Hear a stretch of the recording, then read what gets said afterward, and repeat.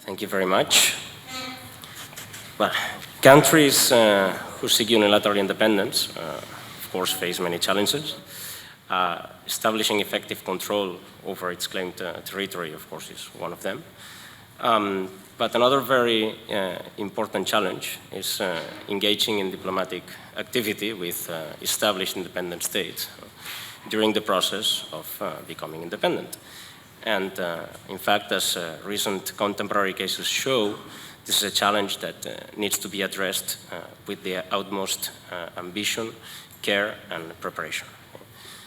So the primary goal of diplomatic engagement for states who are seeking independence is gaining international recognition.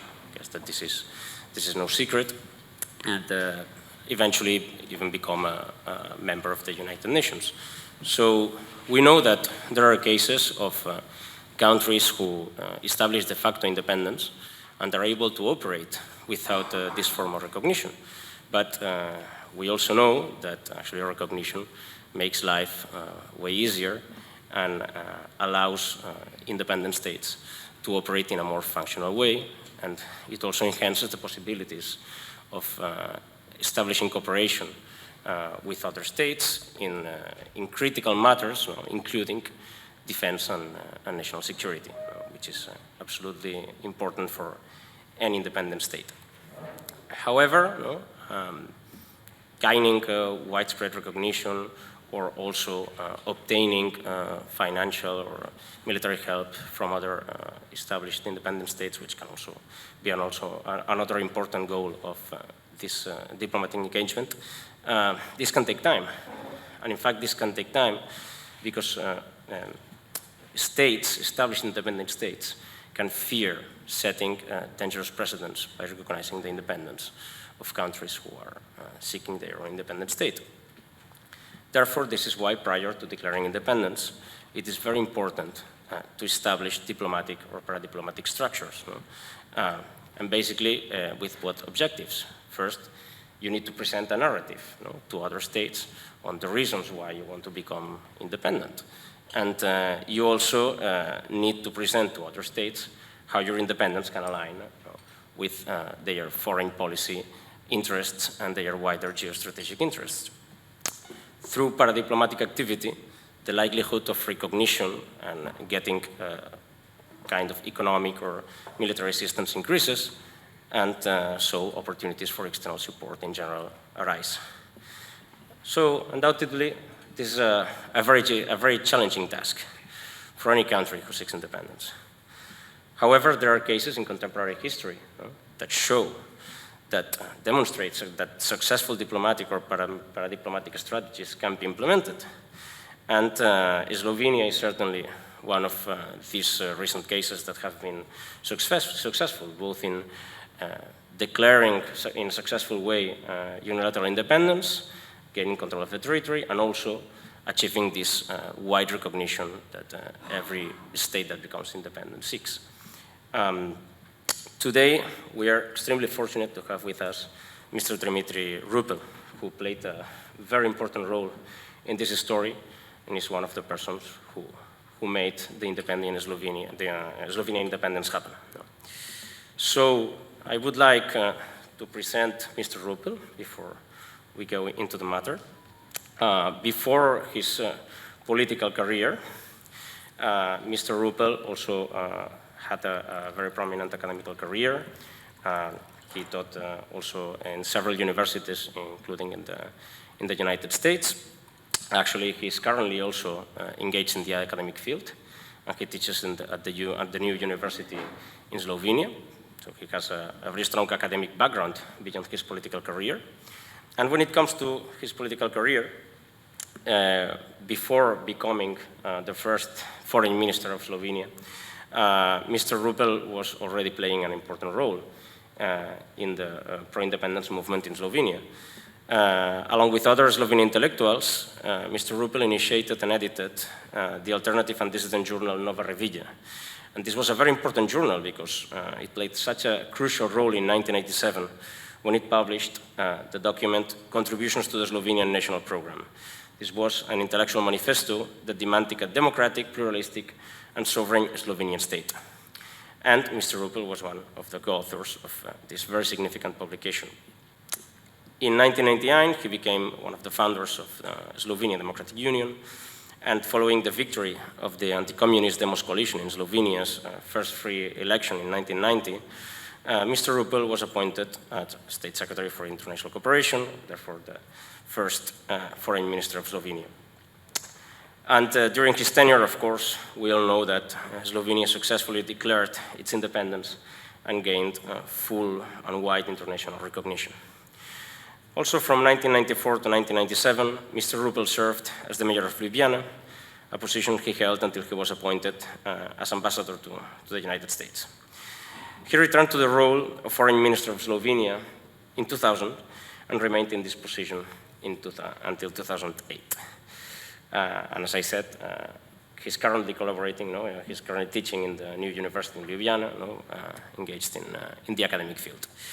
So, as I said, Mr. Rupel, it is such a pleasure having you here, and we look forward to hearing your insightful presentation. So the floor is yours. Thank you.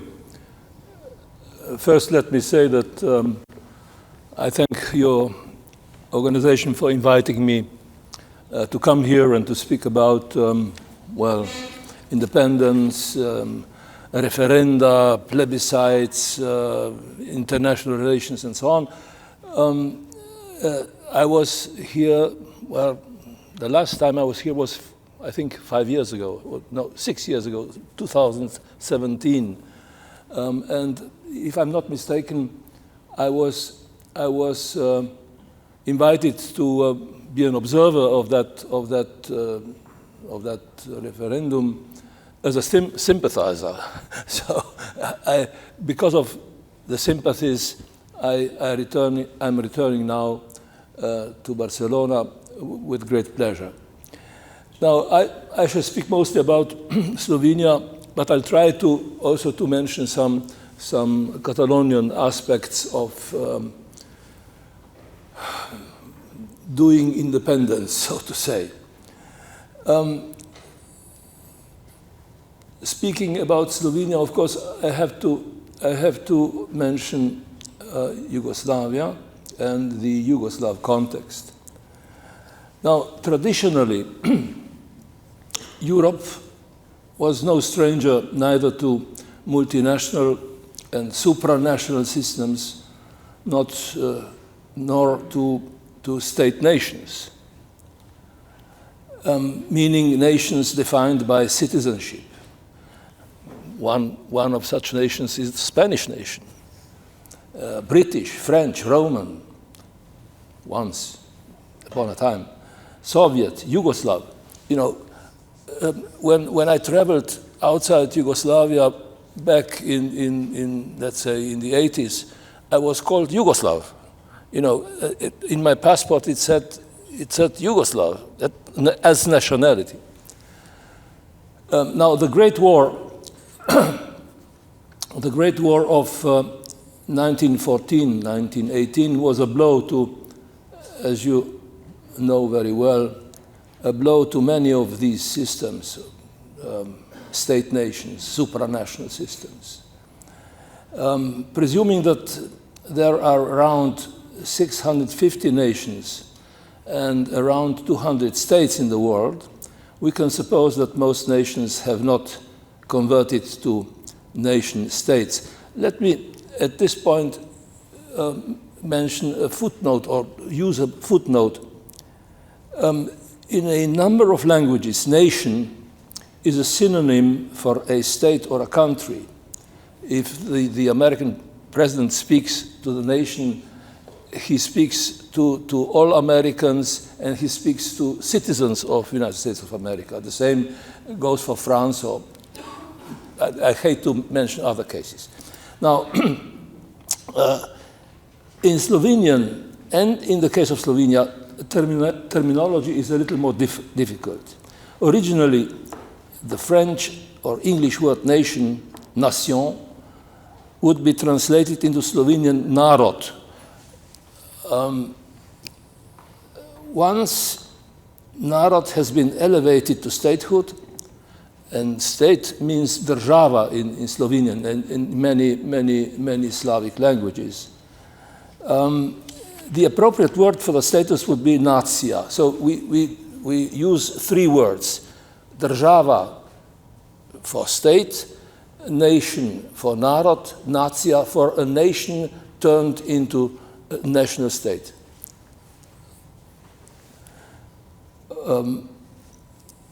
As far as Slovenians are concerned, they changed to Christianity in the Middle Ages, in the 8th century, and stayed converted throughout the periods of Charles the Great and the Habsburgs until the advent of the communists in 1945. During the war, the leadership of the partisan, predominantly communist movement advertised that they would change Slovenian national character, national referring to narod, from a nation of servants to the nation of masters. That was the slogan of the revolution. After 1945, the church in Slovenia and in most communist countries, with the exception of Poland, perhaps, was under great pressure, partly because of its general anti-communist attitude, but also due to its support to the alternative non-communist resistance in Slovenia. It was a national guard, domobranci. The change, or conversion to communist or socialist values lasted until 1990, meaning to the end of the Cold War. The authorities intended with considerable success to convert or to reform its subjects to atheists. Of course, religion and ideology are two different realities. Then the new Slovenian authorities introduced a reverse conversion, a rehabilitation of democracy and establishment of an independent statehood. Western European nations embraced democracy much earlier, of course. The dates of their conversion more or less coinciding with their joining European Union and NATO. Now, the ideas and movements of national liberation, or emancipation if you want, appeared in the 19th century. But serious political considerations, solutions to the so-called national question, started with the Soviets and with Woodrow Wilson. Lenin and Stalin were formalists who saw free nations, for instance, Ukraine, Belarus, Estonia, as Soviet socialist republics. So,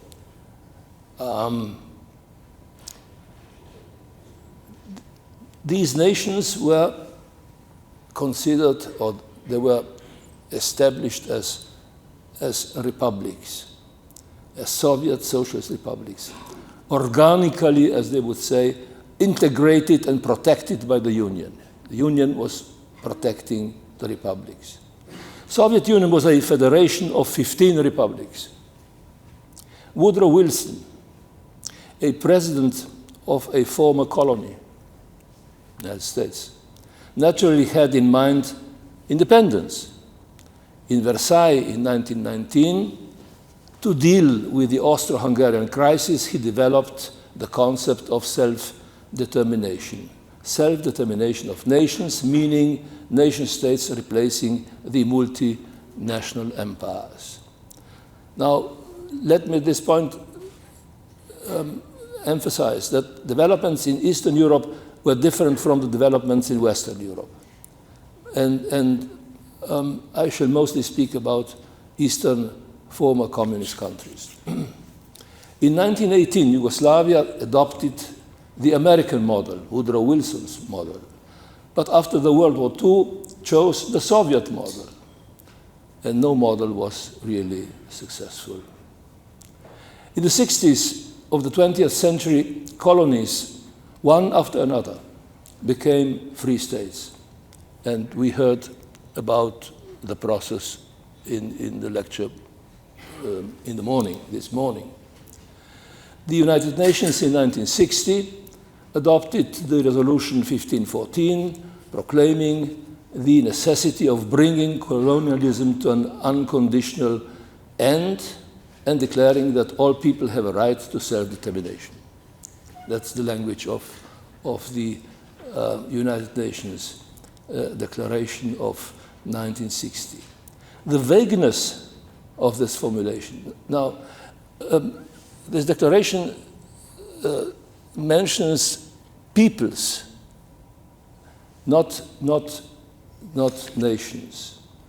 The vagueness of this formulation brought problems. First, the national liberation in a non-democratic country whose leaders reject the changes is connected with great risks, and then, of course, rewarded with great legitimacy.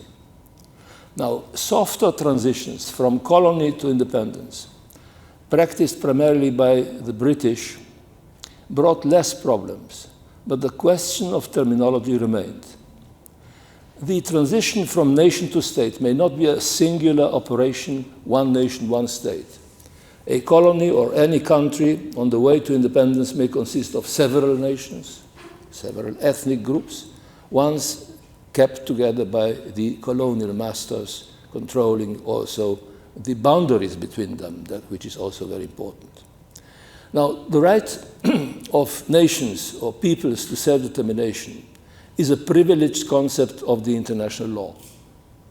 The main question is what procedures should be undertaken and by whom to upgrade a nation, subordinated and integrated unit of a federation or multinational system, to upgrade it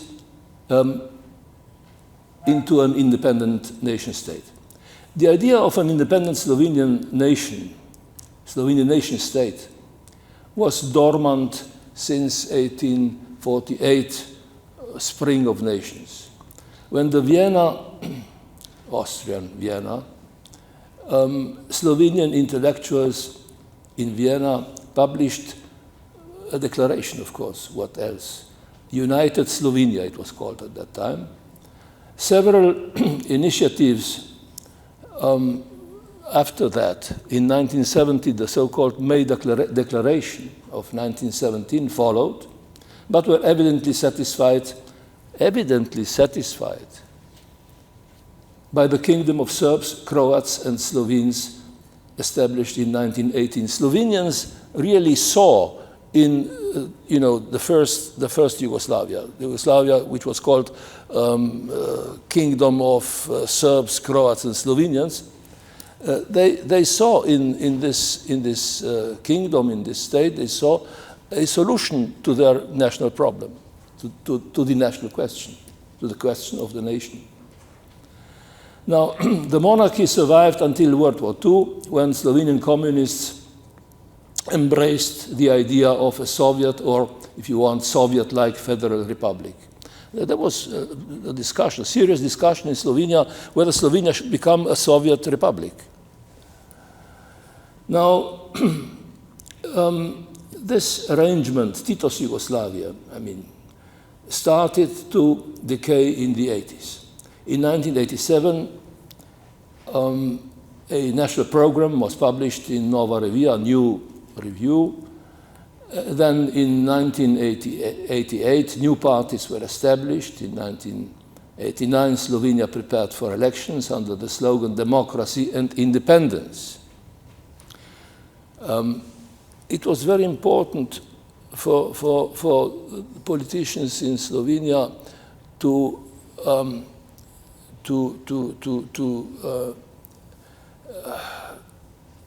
explain their goals as democratic on one hand and national on the other. When I visited the United States, they listened quite carefully with sympathy to that part that concerned democracy. They were a little annoyed by my saying that we want to be independent. Now, In 1990, the advocates of independence won, and after the new government has been established, a plebiscite took place. Now, we called it plebiscite, not referendum, also because 90% of the voters voted in favor of independence. This was a strong argument when we were presenting the case of our independence. Some Slovenian political initiatives followed the turbulent European, American, and Soviet events associated with the end of the Cold War. Now, I keep saying this. Some of my friends don't even like my saying this, but I said there would be no independence of Slovenia without the end of the Cold War. But we repeated how shall I say, the symbols of the the beginning of 20th century attempts to promote our cause. We presented and published in 1989 another May Declaration. The first one was May Declaration of 1917, the second one in 1989. Now, the interesting thing, if you think of the dates, was that this declaration preceded the fall of the Berlin Wall. Berlin Wall fell in November 1989. And even the new parties in Slovenia preceded the democratic and nationalist, often authoritarian developments in other republics. While Slovenian military victory, which happened in 1990, preceded, again, I emphasize, preceded disintegration of the Soviet Union. Even if the demise of Soviet Union coincided with the Yugoslav demise, the end of Yugoslavia. Yugoslavia and Soviet Union actually fell apart at the same time. Of course, this was a unique sequence of events and a historical opening, which doesn't happen every year or often. Before 1991, Slovenia was a federal republic of the Yugoslav Federation. Similar to imagine what it meant to Ukraine or Estonia in Soviet Union. In its Slovenian version, the Yugoslav constitution even admitted the name state for Slovenia and the right of self-determination, but prevented any practical implementation of these rights by a number of other constitutional regulations and historical arguments. Unity of Yugoslavia, they would say, was achieved by the liberation struggle and socialist revolution,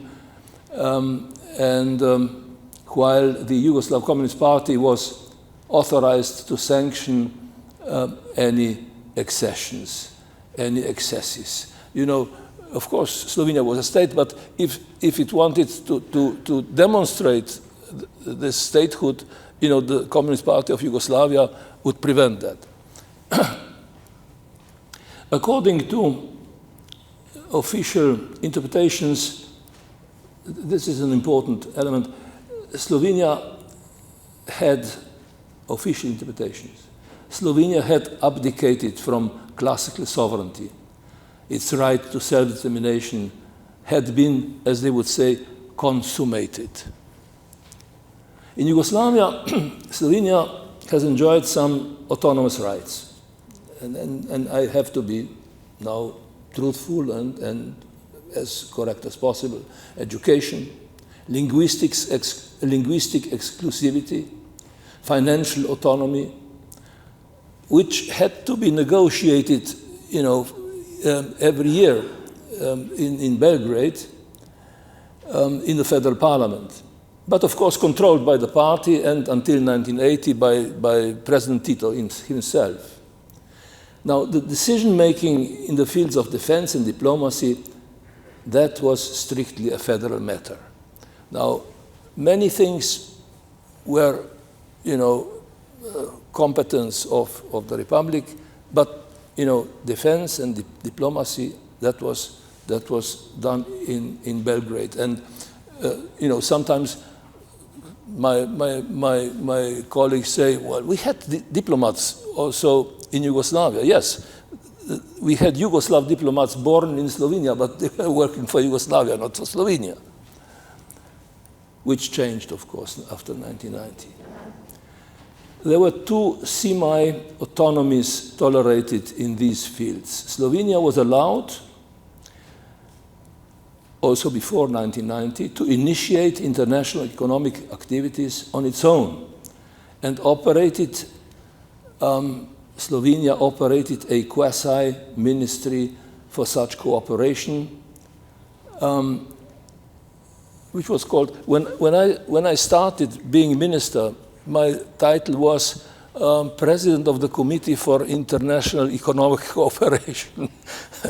Now, that was one thing. The other one was a consequence of the Soviet intervention in Czechoslovakia in 1968.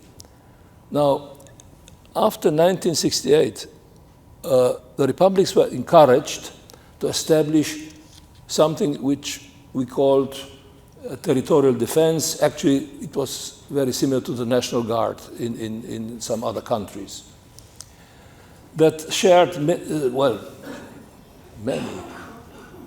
or at the beginning, most functions and limited quantity of weapons with the Yugoslav army. The municipalities had access to a certain amount of weapons, arms, but when Slovenia declared independence, Yugoslav army came to all these municipalities and took, I would say, 60–70% of the arms back to itself. Now, again, I must be quite correct. In Slovenia, some financial protection and limited room for financial maneuver was provided by a clandestine organization within the secret police. Secret police in Slovenia, called UDBA, which meant Committee for Security, was controlled by a handful of dependable comrades in the Republic. And they have developed some sort of autonomous, independent economy. They had, accumulated some money, so even foreign currency reserves, which was very important at that time because a dinar was not convertible.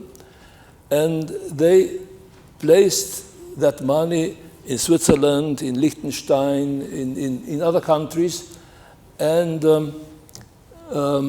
it was a parallel economy, more or less.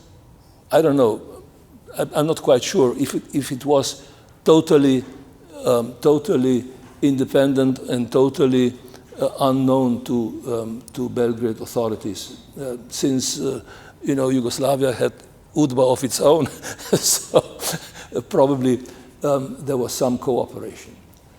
Now, Slovenia used to be the most advanced republic of the Federation. That's why I sometimes I emphasize that, thinking also of Catalonia in Spain. Now, Slovenia represented 8% of the Yugoslav population, 8%, but produced 20% of the Yugoslav GDP and contributed 40% of Yugoslav foreign earnings in hard currency, convertible money, which was, again, I emphasize, very important at that time. Some Slovenian politicians claimed that Slovenia would be free and independent immediately after the plebiscite. Some people thought that, we organized the plebiscite and the next day we would be a free country, an independent country. But other people, not so few, I'm referring especially to the nomenclatura, the communist, dominant class, warned that plebiscite would not produce any international effects by itself, which, of course, was some sort of credible argument.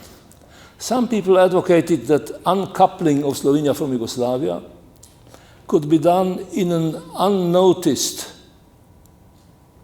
way, covered way, by simply ignoring the Yugoslav reality and adopting a Slovenian constitution. We had a very, I would say, a very clever, how do you say, Speaker of the Parliament, who said to us, look, we shall write a Slovenian constitution, and then without being noticed, we shall go away. We shall have our own constitution, which means that this is an independent country, and everybody would accept that. Of course, this was a difficult task, and of course, not very realistic one. Namely, this was already after the elections in 1990. The governing majority had 53% of the vote. And of course, to adopt a constitution, you need 2/3 of the vote, of the parliamentary vote. And the communists and the socialist youth organization, they wanted to have a say in the formulation of this constitution. So negotiations regarding this constitution, which was meant as a secret way out of Yugoslavia, these lasted longer than foreseen, and so the time was going fast, and people were asking, we had a plebiscite, you promised us independence, what now? So we decided to have a plebiscite instead of constitution. Constitution was only adopted in 91, not in 1990 as promised at the beginning. Now, our constitution of 91 actually was derived from a text which was called the Writers' Constitution of 1988. The Association of Slovenian Writers sat down and wrote a constitution, a text, which, the party officials, papers, television were mocking, in a very rude way of.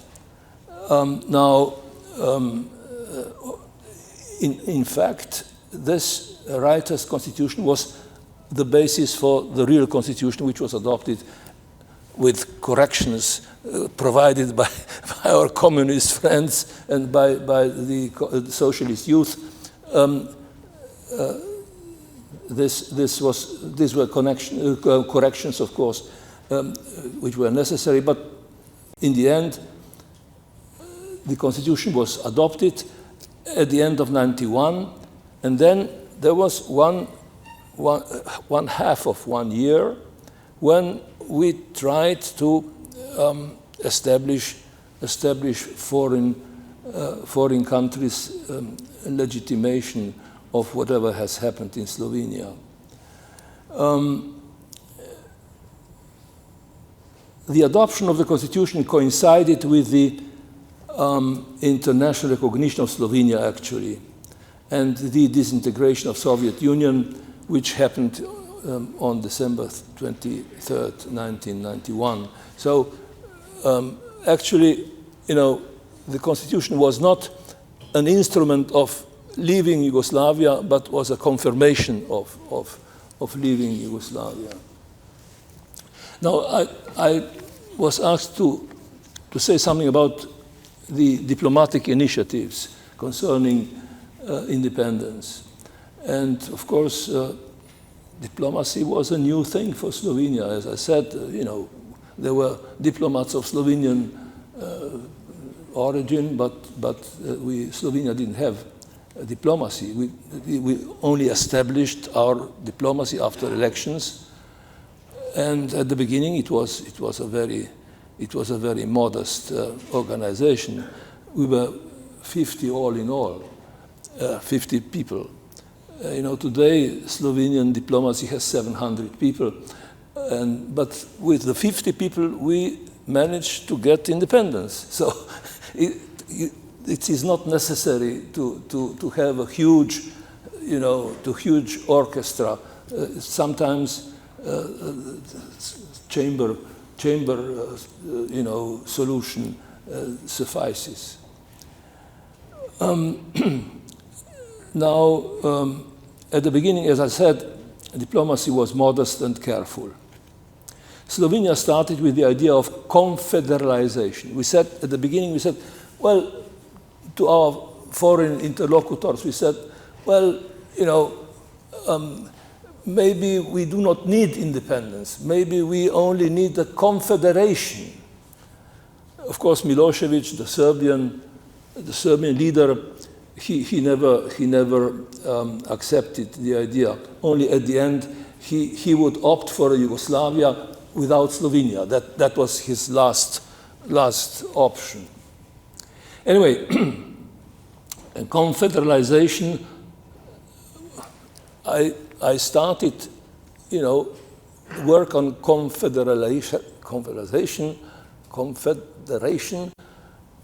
in the field of foreign policy. I traveled to Belgrade with my Croatian colleague, and we proposed to the foreign minister of Yugoslavia, Lončar, look, times have changed, let's have confederation kind of foreign policy. You can stay foreign minister of Yugoslavia, but every week we shall meet here in Belgrade and tell you what to do.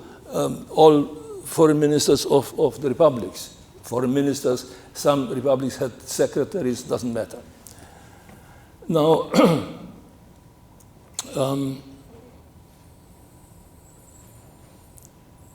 then I proposed that Yugoslavia be reorganized.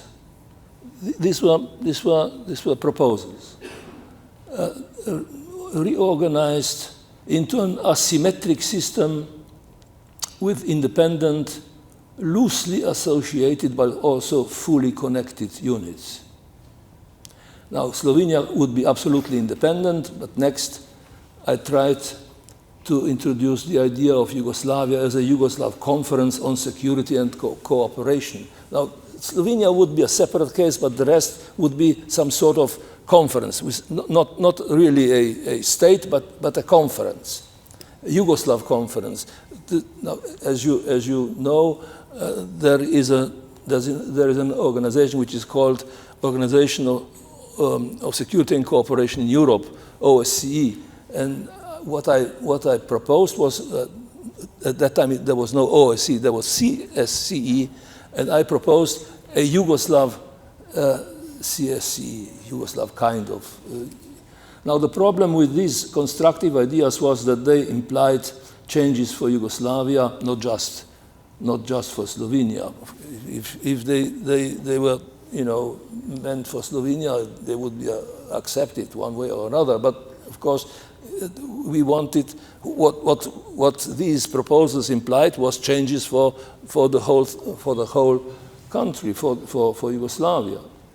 Now the Belgrade leaders, the Serbs and the Yugoslav army, insisted that Yugoslavia should be kept united and even more than that, centralized.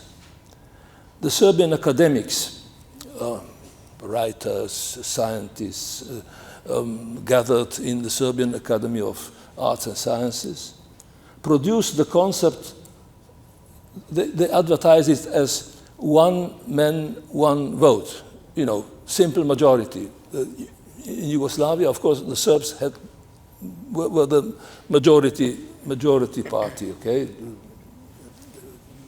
More numerous than other nations, other republics. So one man, one vote was leading to a simple majoritarian voting that would abolish the parliamentary mechanism that gave veto rights to individual republics and favor the largest nation, meaning Serbia. Now, the Serbs were complaining all the time that in Yugoslavia, even a small republic like Montenegro can block, can veto, a process which is important for the whole country, which was in a way true, but there was the Communist Party who said to Montenegrin leaders, you behave, you vote for this proposal, otherwise, we shall throw you out, and so on and so on. So, the system worked in a peculiar way. Now, this was a time when Mikhail Gorbachev, remember the name, Soviet leader, the last Soviet leader, was traveling around the world selling glasnost and perestroika and trying to preserve Soviet Union under a different name. The different name was Commonwealth of Independent States. It was an unlucky compromise between the communist conservatives who wanted to keep Soviet Union as it was, and Yeltsin, the guy from Russia, who knew that the only solution was dissolution. My prime minister and myself, we visited Yeltsin in May 1991, and we were surprised that he received us, because we knew that he wouldn't receive Milosevic. We went to see him, and he said, look, the Soviet Union will fall apart. The only thing that we shall keep, in common would be nuclear arms and railways. I don't know why railways. And this was the moment when we felt, relieved, because we knew that the leaders of Yugoslavia were traveling to Moscow quite frequently and asking for support for unity of Yugoslavia, for the Yugoslav unity. Now, the Slovenian government coalition, it was called Demos, which is a good name. It means Democratic Opposition of Slovenia. At that time it was opposition, but then it turned into Democratic Government of Slovenia, of course, and Demos stayed as an acronym anyway. Now, but Demos, as you know, in Greek means people. Slovenian government coalition had declared that it would change Slovenia into an independent and democratic state. This was our program. Independent and democratic. This declaration upset most European governments, and also the White House. Even Germans, at the beginning. By the way, German Foreign Ministry has published the archives of the year 1991, and you have all the necessary quotations and notes and minutes you want. So, I must tell the truth, because you can check with the archives. Now, even Germans at the beginning saw the Gorbachev model as a solution for Yugoslavia. Even Germans, many people say, aha, you were supported, or you were helped by the Germans, and Germans did whatever they've done, in opposition to the rest of European governments. This was not true. Now, at the end of 1990 and at the beginning of 91, the American president asked his European colleagues, again, it's published, the White House materials have been published from year 1990 and 91.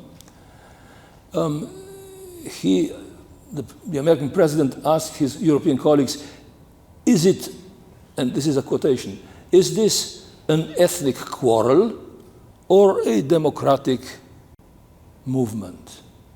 That was a very important question, of course. Is it an ethnic quarrel or is it a democratic movement? And, you know, after a while, I always answered democratic movement, of course. Even if, you know, it was a democratic movement, but, you know, democracy was not achievable without separation from Yugoslavia and from the rest of the system, the communist system and so on.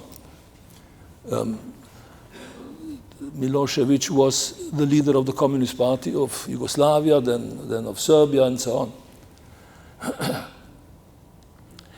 on. Now, most interlocutors in America, in Europe, warned that disintegration of Yugoslavia could lead to the disintegration of Soviet Union. That was the main argument. If you separate, if you become independent, then Soviet Union will collapse, and there will be World War III and so on and so on. Problem of nuclear armaments. But the year 1991 was full of surprises. Soviet Union fell apart, and new nation states have been established on the territory of Soviet Union. Estonia, Latvia, Lithuania, Georgia. You know, this was in opposition to the Gorbachev model of the Commonwealth of Independent States.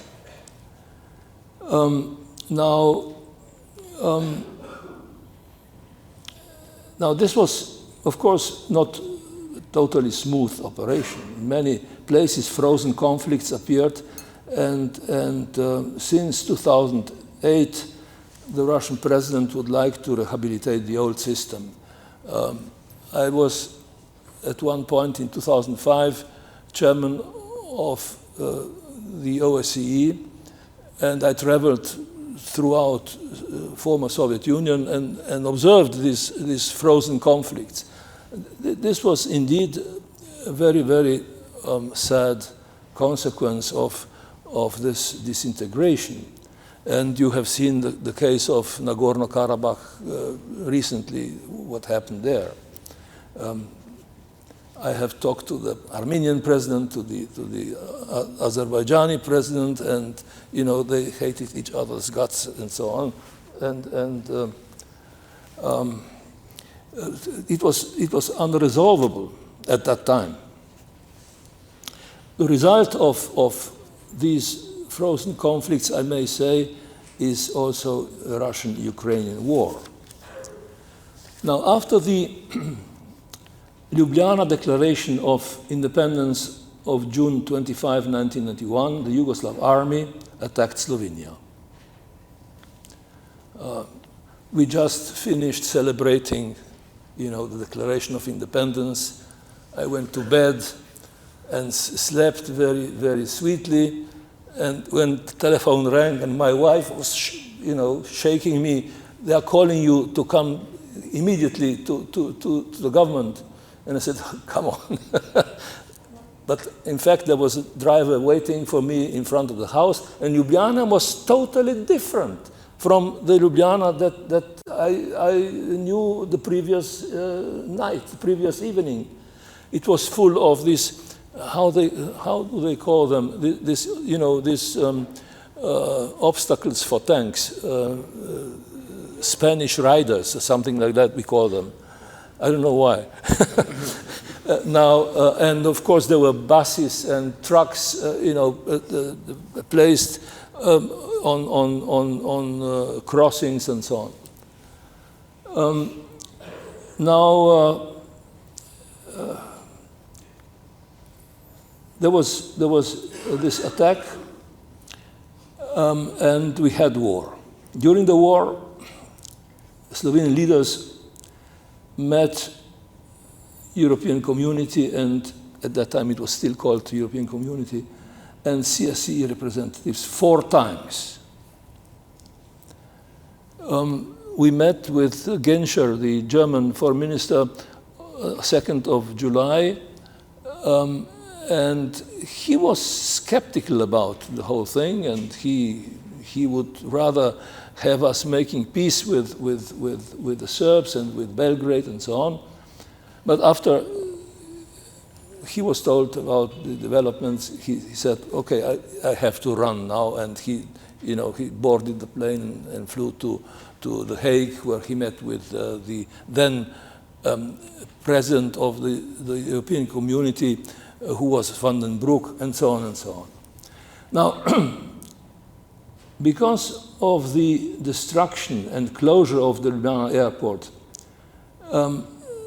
as I said, some meetings have been held outside Ljubljana, in Zagreb, one in Klagenfurt with Genscher, and the last one at Brioni. Brioni was the seat of the alternative court of President Tito. He spent half of his time at Brioni Island. I visited Brioni Island recently, and I must tell you that they are in bad shape. The situation looks the same as it looked in 1991 when we had that historical meeting. Now, the meeting at Brioni, July 7, actually meant the beginning of Slovenian diplomacy, since we had separate negotiations with the leaders of the European Community, Van den Broek, of Yugoslavia, Markovic was the prime minister at that time, and CSE, that was Genscher. Genscher was German foreign minister, but also chairman of the OSCE for the year 1991. In exchange for a ceasefire, Slovenia accepted a moratorium. Now, this is a very important, how shall I say, fact or circumstance. When I was, riding back from Brioni with the Speaker of the Parliament, the same car, we were approaching Ljubljana and we were listening to the radio, and they called us traitors, that we have betrayed Slovenian national interest, that we accepted moratorium and so on, which was a trick, nothing but a trick played by the European Union and so on. That was the official radio, and I was really quite terrified. Only in the Parliament, when we had to present this declaration of Brioni, the situation then calmed and was successful, and the Parliament accepted this declaration, and we waited for 3 months. And then, of course, another conference started in The Hague, and The Hague was an interesting conference. Peter Carrington, former foreign minister of Great Britain, was in charge of the conference. And at one point, we had, I don't know, maybe 10 meetings. He said, look, he said, tell me, who would you rather have dinner with, Milosevic or Tudjman? And I didn't want to respond really because, it was a tricky question. He said, admitted that Milosevic is much more fun. Anyway, Slovenia accepted this moratorium concerning independence, but of course, we said it quite clearly on paper. We accept this moratorium, but we shall not give up the changes that have been already, introduced. Whatever we have done is done, but from this date on, we shall stop with implementation of further, let's say, economic and what is it, customs affairs and so on. Now, one of the articles of this declaration was that, Yugoslav army and Slovenian army have to return to the barracks, to their, places where they were coming from. Now, we accepted that without any problem, because Slovenian territorial defense was at home in their homes. We didn't have barracks. We didn't have military institutions. Now, let me approach the end of this presentation, which has been going on quite a while. The Yugoslav ambassador, American ambassador to Yugoslavia, Warren Zimmerman, he wrote a book, Origins of a Catastrophe. And then he also wrote an article for Foreign Affairs. And I shall quote here. In the end, these are his words, the dissolution of Yugoslavia did lead to war and to Serbian territorial gains, and thus confirmed that unity and democracy were the Siamese twins of Yugoslavia's fate. The loss of one meant that the other would die. Nationalism is by nature uncivil, anti-democratic and separatist, because it empowers one ethnic group over all others. Baker told, that's quotation again, Baker was Foreign Minister, Secretary of State of the United States, told Croatian President Franjo Tudjman and Slovene President Milan Kučan that the United States would not encourage or support unilateral secession. He hoped they would not secede, but if they had to leave, he urged them to leave by negotiated agreement. I was there, and I remember last words of Baker. He said, negotiate, negotiate. He argued that self-determination cannot be unilateral, but must be pursued by dialogue and peaceful means. We were told quite often, you are doing unilateral acts. You are being unilateralist. And, my friend, the Speaker of the Parliament said, what do they mean? Of course we do unilateral acts. Now, continue quotation. In provoking war, the Slovenes won the support of the world's television viewers and consolidated their entire population behind independence. Unlike the JNA, Yugoslav Army, they welcomed foreign journalists to whom they retailed the epic struggle of their tiny republic against the Yugoslav colossus. It was the most brilliant public relations coup in the history of Yugoslavia. These were Zimmerman's words. And just a few words more about Peter Carrington and about the conference in The Hague. Now, the peace conference started in September. Sorry? Which is Zimmerman. Did you say he was ambassador as well? Zimmerman Zimmerman. was American ambassador to Belgrade. Okay, good. Now, the conference started in The Hague.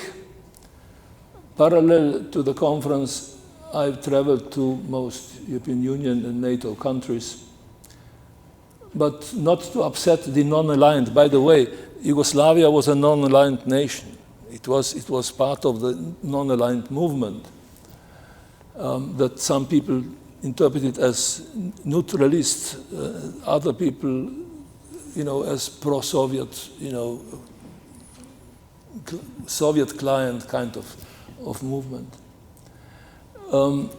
Now, I traveled to these places. I didn't want to upset the non-aligned, so I traveled also to India, to Indonesia, to Egypt, and of course Russia and China. Slovenia traveled as far as Australia.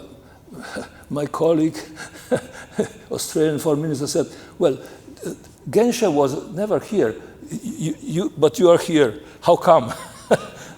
He was, of course, he meant the expenses, or I don't know, whatever. Now, generally, the interlocutors expressed support to Slovenian independence, but the most hesitant among them, being the U.S.,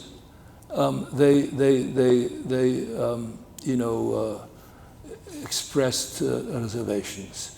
The United States was the last of the important countries that recognized Slovenian independence. The first one was Croatia, by the way. Then it was the Holy See. Then it was Germany already, before Christmas '91, and then Russia recognized Slovenia already in February '92. United States in April 1992. Now, Baker, I mentioned before that he was this sharp and strict Minister of Foreign Affairs of the United States.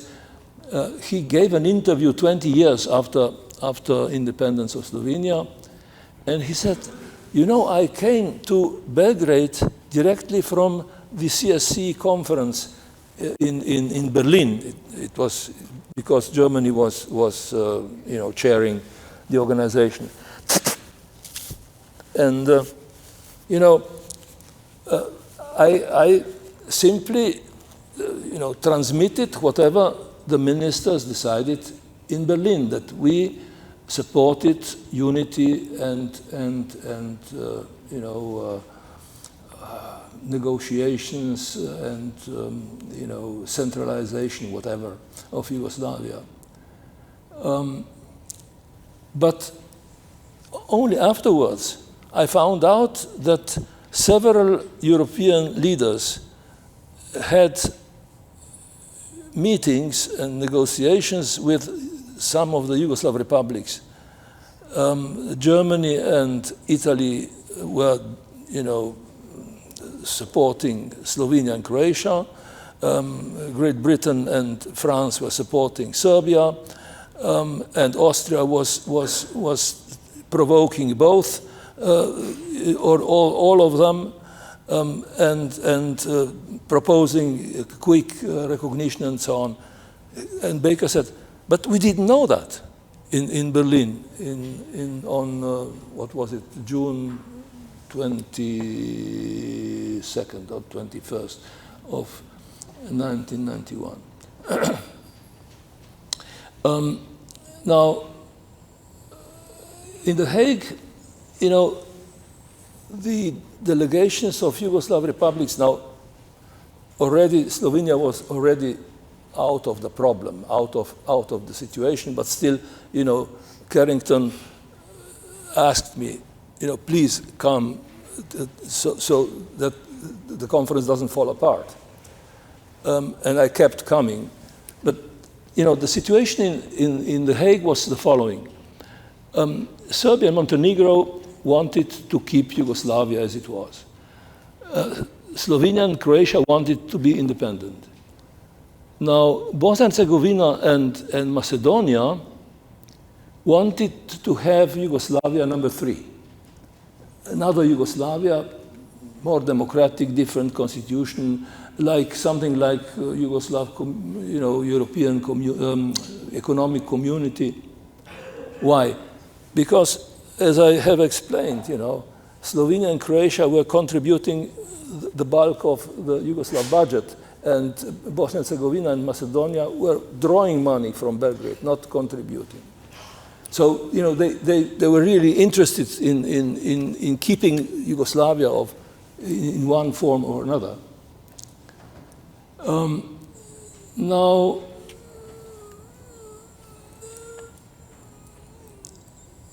Europeans,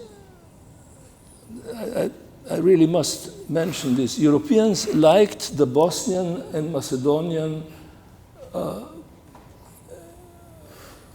concept best. They really encouraged everybody to go the Bosnian and Macedonian way, but of course it was a lost cause. Now the war in Ukraine, let me just add this footnote. The war in Ukraine, of course, is the European war about the eastern borders of democracy. Now the Cold War has ended, and we are confronted with the end of the Cold War. The disintegration of Soviet Union and of Yugoslavia was a direct result of the end of the Cold War, and it happened in the context of the demise of the communist system. Now, the independent nations of Yugoslavia and Soviet Union have to thank their sometimes painful existence to the breakdown of the communist system. For nations living in democracy, this hypothesis directs attention to new questions. And here, at this point, I'm referring, of course, to Catalonia and to the Spanish situation. Democratic countries have slightly or substantially different, problems and should have different agendas from Eastern European former communist countries. It was easier for us because we are fighting for independence in the context of democratic movement. We ask, is it an ethnic strife, an ethnic conflict, or a democratic movement? And I shall end with a quotation from Václav Havel. You know Václav Havel. In 2007, and what I mean here is, of course, a reflection on the consequences of independence, on the times after independence, In 2007, Václav Havel reported on the difficulties of the transition to democracy in Czechoslovakia, and of course, Czech Republic, after the fall of communism. He observed the formation of a new business, he calls it oligarchic class, of the well-connected and well-informed former communist bureaucrats, abusing the privatization legislation introduced after 1990. This seems to be a characteristic phenomenon of most former communist countries, a development that is slowly but surely replacing the generation of critical intellectuals, dissidents, and so on, initially responsible for the democratic changes and the demise of the old regime. Havel expects that after a certain period, a new critical generation would take care of this anomaly.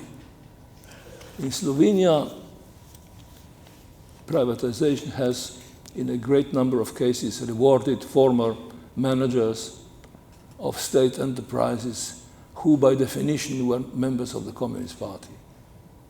The party itself has been very successful in associating itself with groups of European socialists who assisted it in sponsoring political complications and disqualifications for the liberal and center-right parties, thereby legitimizing the economic achievements of the left-leaning businessmen and their enterprises.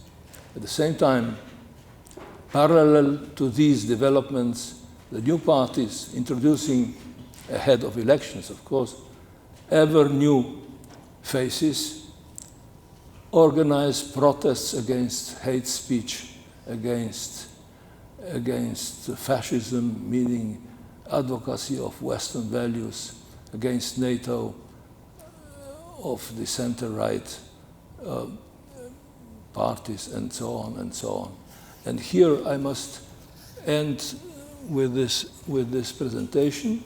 it was a presentation of the Slovenian problem rather than European problem, even if, of course, there are many references to the European situation. Europeans, as far as Slovenia was concerned, didn't like the idea of separation or independence, and they were warning us all the time that we would produce more problems than solutions. But of course, this is the past, and at this point, I finish. Thank you.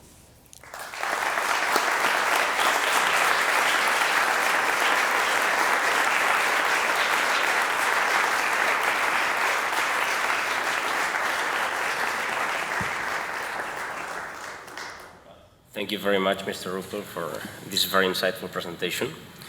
I would ask a couple of questions before giving the floor to the audience for the Q&A. We will have far less time than before, so we'll have to be a bit more, sorry, we will have like a couple of, maybe room for a couple of questions, but not more, I think. So one question that I had is that concerning the narrative that you conveyed to foreign powers, concerning the narrative that you were conveying to foreign powers on the need or the legitimacy for your independence. You have mentioned that the democratic side of your story, the fact that you were struggling to establish democracy in Slovenia, and that the only way to establish democracy was actually breaking apart from Yugoslavia. You said that on the one hand, it kind of generated sympathies more easily in relation to other powers, but that at the same time, even if they had this sympathy side on the democratic side of your narrative, that at the same time they were hesitant, that they had this fear of setting dangerous precedents or starting disintegration dynamics that could basically spiral out of control. Was kind of a double-edged sword. So I was wondering what other elements you were introducing in your narrative to compensate for, let's say, the side of the democratic narrative that wasn't working that much. And more specifically, how did you try to convince other powers that it was in their interest to support Slovenian independence? I think that when it comes to Germany, it's a case in which I think you kind of managed to kind of sell this narrative that it could be in their, at least in their economic interest, that there could be possibilities for them. I don't know if it is the case, if you can provide some clarity on other factors that you were introducing in your narrative besides this democratic factor. Well, as far as Germany is concerned, I have already mentioned that you can check, if you have time to read 2,000 pages, what they thought about the Slovenian independence, about the Yugoslav crisis, and so on. 91 was the essential date. Now, it was a historical moment. I even said it publicly that we would probably not succeed or succeed so well without the historical context, without the end of the Cold War, without the demise of the Soviet Union. Now, what was important was a lot of communication, a lot of dialogue, a lot of contacts, a lot of meetings with leaders of European and of course American and other diplomacies and nations and so on. Now, I think that in a way, one of the reasons for relatively positive attitude of the international community was also the result of the plebiscite. Now, our plebiscite, you can call it referendum if you want, was 90% of people in favor of independence. The question was, do you approve or do you support independence of Slovenia? Very, very, very simple and straightforward. Now, the first concept of this question was slightly more complicated. It had a historical background. Now, in '89, we produced the May Declaration that I had mentioned, which said, we want to be independent. We want to have a free, sovereign, independent state, and then we shall decide on our relations with other South Slavic, Yugoslav nations. So after being given the possibility of deciding for ourselves, we shall then, of course, decide on the relations with other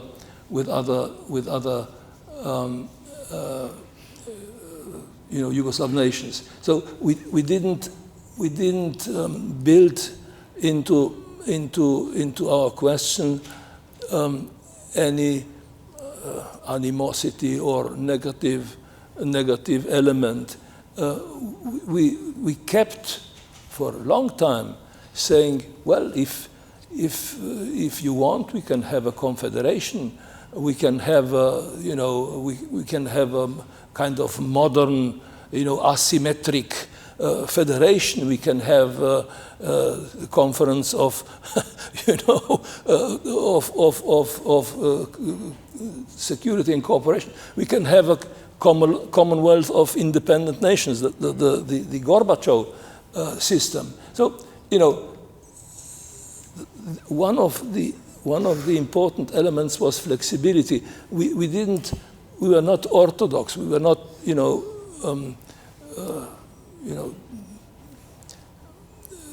insisting on some plans that were not realistic. Then independence was the way out. It was, as I said, at the beginning, we wanted to present a new Slovenian constitution at the end of 1990. It was not possible because there was opposition, and we needed 2/3 of the parliament. And then we came up with the plebiscite, and the plebiscite was very, very successful, but without the aggression, without aggressivity of Milosevic and of the Yugoslav military.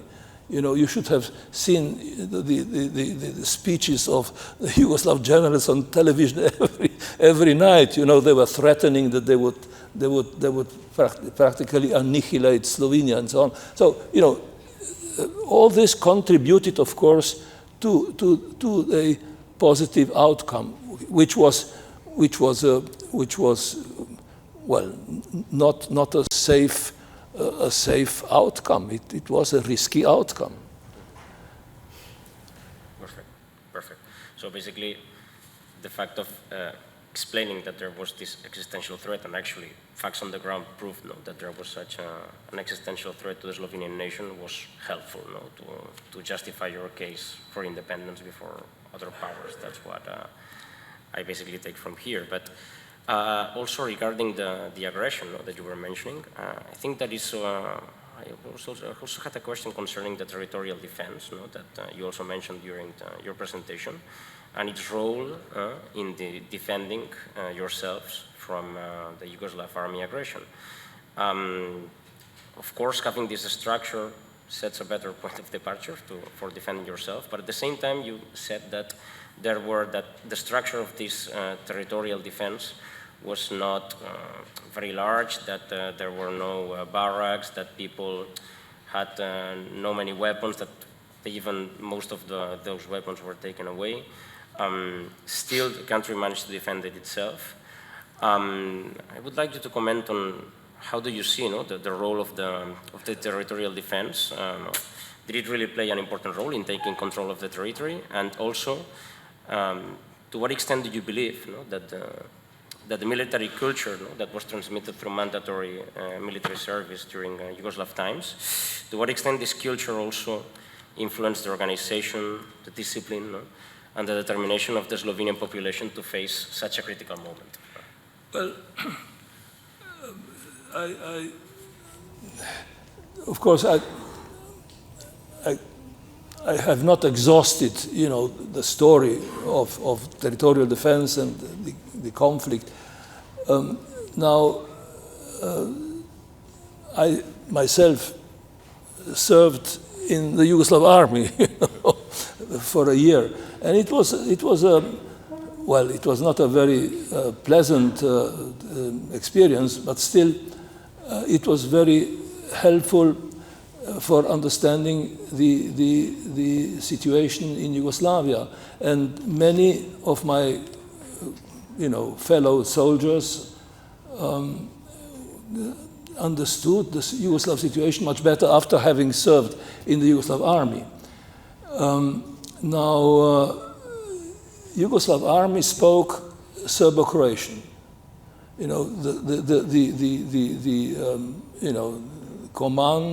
Commanding language was Serbo-Croatian. At one point I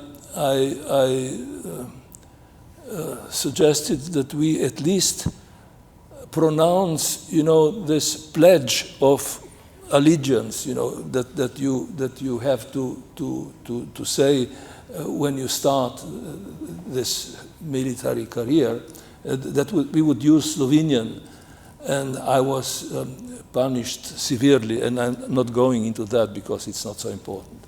What I'm trying to say is that, it was a foreign army, and immediately after the attack of Yugoslav army against Slovenia, and then after Croatia, and then after Bosnia and Herzegovina, and so on, the boys from Slovenia and Croatia, at least these two nations, left the Yugoslav army.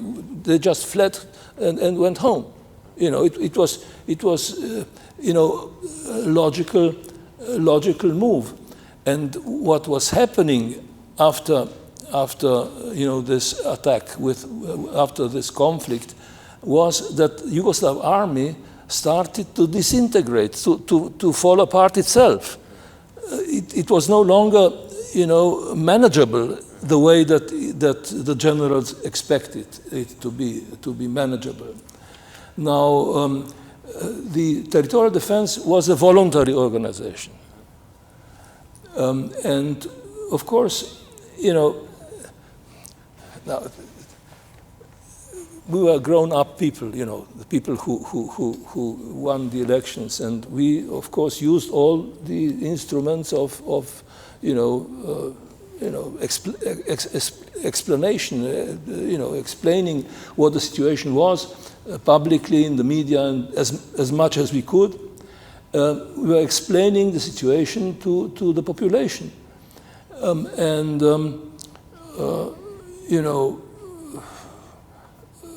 people were prepared to